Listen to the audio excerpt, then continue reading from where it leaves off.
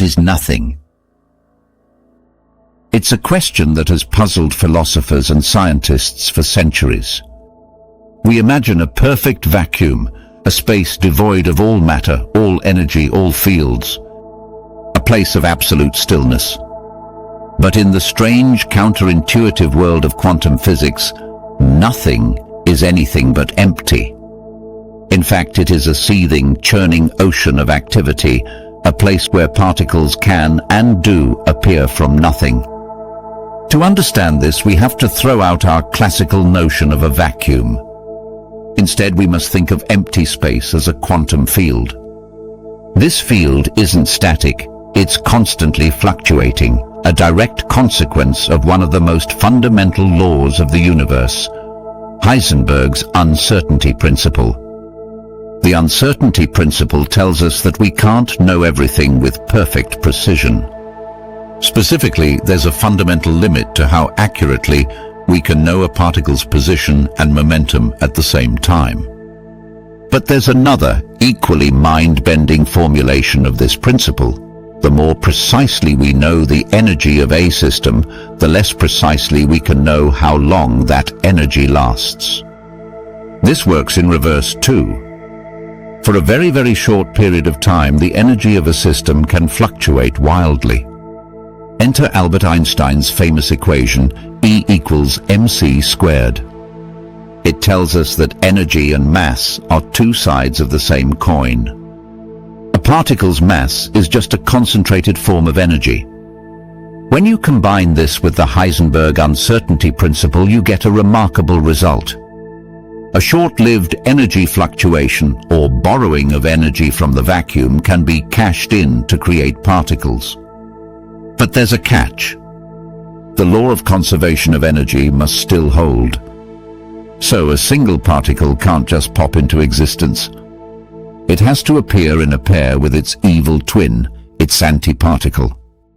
An electron, for example, would appear alongside its antimatter counterpart, a positron. For a brief fleeting moment, these virtual particles exist. They then instantly annihilate each other, returning the borrowed energy to the quantum field and leaving not race behind. It's like a cosmic microwave that's paid back before anyone can ever notice. You might be thinking, if these particles are so temporary and undetectable, how do we know they're real? This is where a phenomenon called the Casimir effect comes in. Imagine two perfectly parallel, uncharged metal plates placed incredibly close together in a vacuum. Classically, you'd expect nothing to happen. But in reality, the plates are pushed together by a tiny, measurable force. The explanation lies in our quantum foam.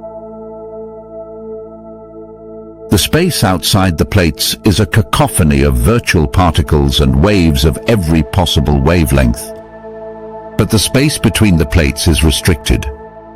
Only waves with wavelengths that fit neatly between the plates can exist. This means there are fewer virtual particles and less energy inside the gap than there is outside. The pressure from the particles and waves on the outside is greater than the pressure on the inside, pushing the plates together. It's a direct, macroscopic confirmation of the existence of these particles from nothing. This isn't just an abstract theoretical concept. It has profound implications for our universe. For example, Stephen Hawking theorized that this very process is responsible for the slow evaporation of black holes. Near a black hole's event horizon, a virtual particle-antiparticle pair can appear. If one particle falls into the black hole and the other escapes, the black hole loses a tiny bit of energy and the escaping particle becomes real. The idea that a perfect vacuum is not empty is a revolutionary concept. It tells us that even in the most desolate corners of the cosmos, the universe is alive with a constant energetic hum. This isn't a flaw in our understanding, it's a feature of reality itself.